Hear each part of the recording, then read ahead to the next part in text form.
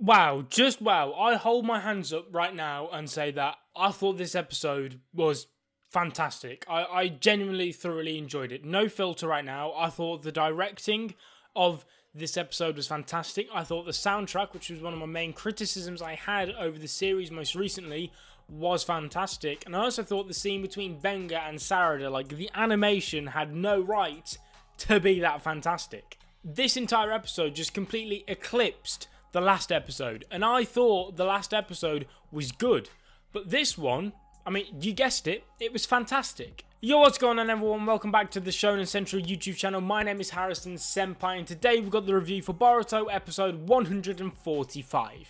Now also, before we jump into this, my question of the day to you guys to answer in the comment section down below is, what do you think Tsukio's plan is going to be? Because he's been a character who's been built upon so far, but unfortunately, it's coming close. I can feel it.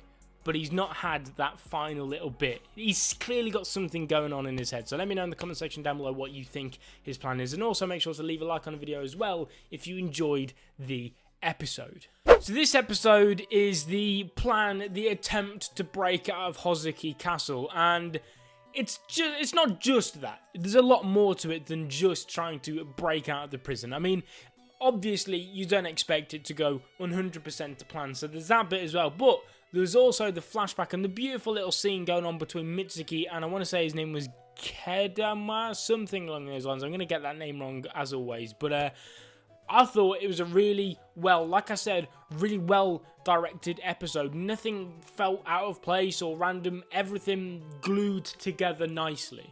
And learning why Kedema is like that in the prison, learning why Kedema is Kedema, was really interesting. It was a really nice backstory, I think, because although I say we find out why Kedema is like Kedema, the Kedema that we see in this prison, the new, now modern day Kedema, that's not him. That's not what he's like. He's this happy, motivational guy who gets on with his friends in the prison. He dreams big, and eventually he wanted to escape and plan this big escape and was always there with a smile on his face.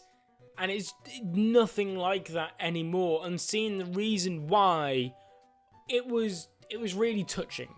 And also, during the confrontation, the interrogation that Mitsuki had over Kedema, I thought that scene was really nice, especially due to the reference to the Mitsuki arc, because if you guys don't know already, I was one of the few actual fans of the Mitsuki arc. I believe it's the best anime-only arc in the series, so to see a little reference to it was really nice, especially as it was a relevant reference, and on top of that, it also sort of shows how far Mitsuki has come as a character in that particular sense, in terms of he now has the awareness to physically sort of read a situation, which way back he never had that ability. But Team 7's plan to escape, I thought it was an interesting one. Filling up the tank of water with the other tank's water, it made sense, it worked, no problems in that sense. However, one thing I was thinking of is why they actually went through all the hassle to use the water of the other tank to put it into the tank that they were going to use, the backup tank, whatever it was called. I don't know why they had to go through all of that hassle. I don't know why they couldn't have just gone to the empty tank and filled it up with water themselves using water style. Like we've seen in the manga around this time period, so it's not like he miraculously just hasn't learned it yet, or at least not as far as we're aware that isn't the case. Boruto should be able to use water style. So part of me, the cynic in me, wants to little nitpick that, and although I liked the plot with the escape, I have no problems with it in that sense. I thought it was fun, it was interesting, it was entertaining. The cynic in me is like, yeah, well, I mean, if it wasn't for just the fact that it's plot, you could have really made this a lot easier for yourselves if you just filled it up yourself. Anyway, back to Kedema and his attempted escape with his, rest in peace, his friend of the prison. I think they're definitely trying to draw some sort of parallel between what that situation was to what the current situation is. Obviously, the reason Kedema had his friend killed, I use that in quotation marks, because maybe he didn't directly have his friend killed, it's not like he did it himself. It just, the stars aligned, and unfortunately that's what happened. It was all because Kedema didn't meet up at the allotted meetup place at the given time. Now, obviously, Sarada looks like she's going to be having a similar sort of situation in the current attempted prison break. She's obviously currently knocked out. She's late in terms of giving the signal, but still, Boruto and the rest of Team 7 and Kokiri are going to go to that meetup place in hope that Sarada's there. Now, I don't think she will be. However, I think Kedema, and this is where he's going to regain his hero status, I think he's going to do what he should have done back in the past, and I think he's going to make it up for himself amongst the prisoners. And although this may be quite sad, it might be quite dark, and maybe it doesn't need to happen per se, I wouldn't mind the prospect of Kedema actually dying in the process of doing this, because not only does it, like I say, give him the hero status which Benga said he would have had if he had let a prisoner escape, but instead Benga completely switched it round to make him the evil villain amongst the prisoners. But if the prisoners found out that Kedema actually gave his life up in return to giving hope to the rest of the prisoners, with making it so that there's proof that you can escape from the prison, with Boruto doing so, Kedema would regain that hero status, and I think it would be a really nice, emotional, touching thing, because although we've only really now in this episode come to care about Kedema, I thought his backstory was that good that seeing something like this would have a really big emotional payoff on the viewer.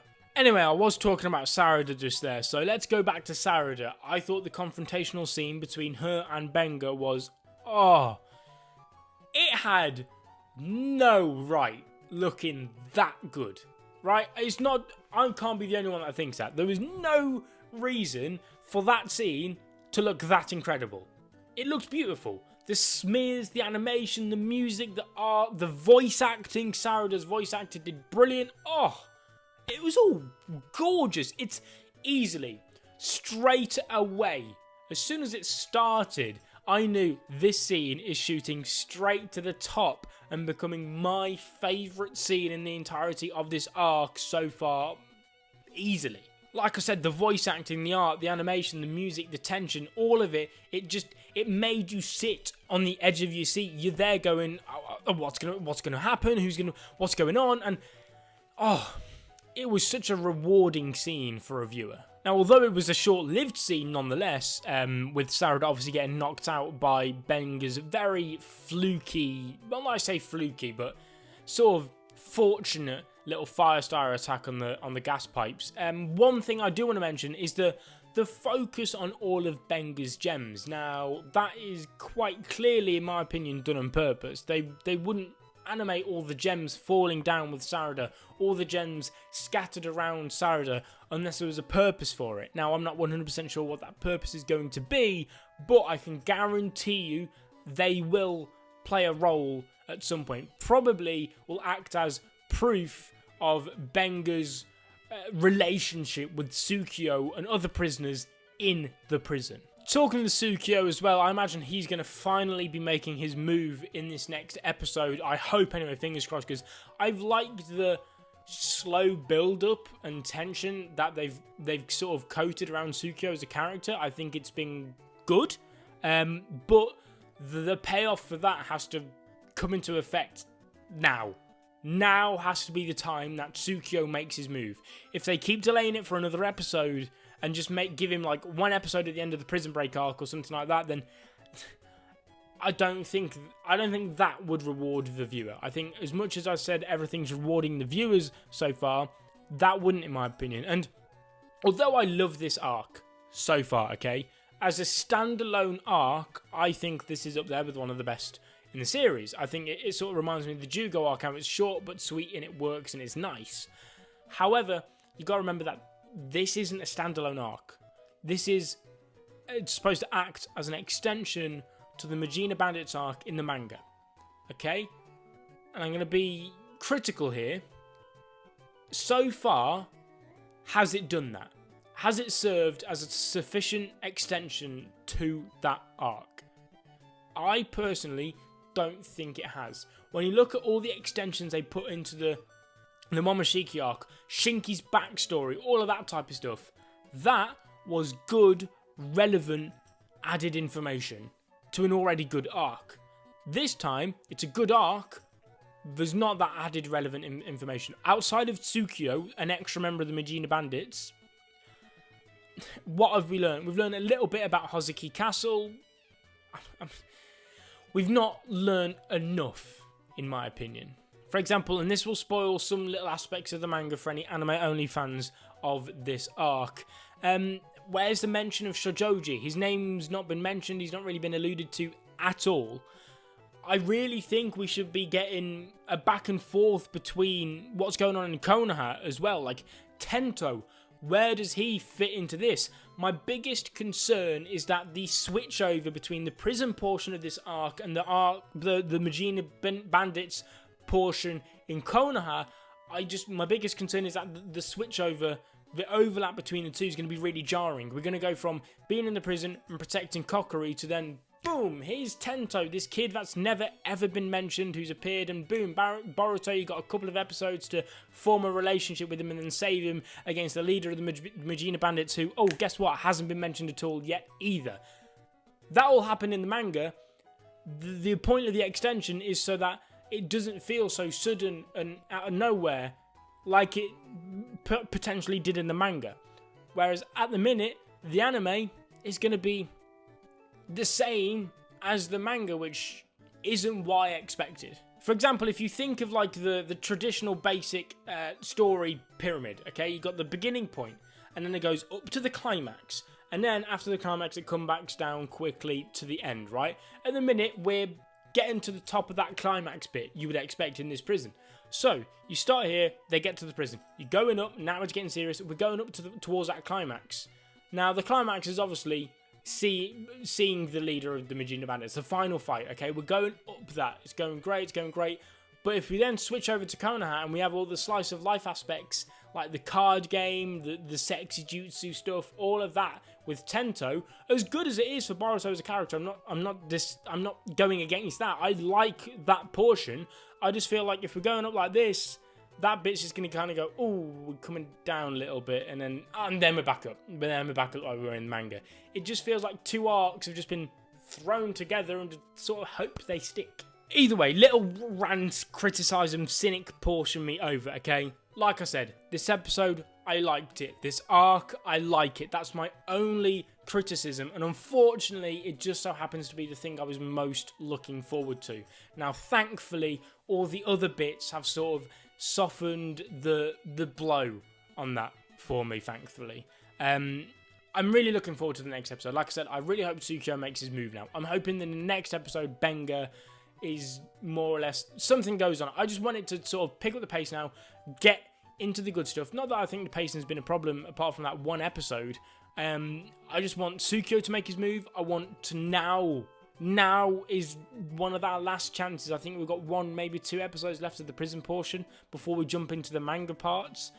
Now is where we need that added information. So fingers crossed, that's what we get. I think I'm going to end the review here. Leave a like on the video if you enjoyed. Subscribe if you're not ready to become a member of this Empire Squad. And as always, I'll be seeing you guys in another video. But until then, peace.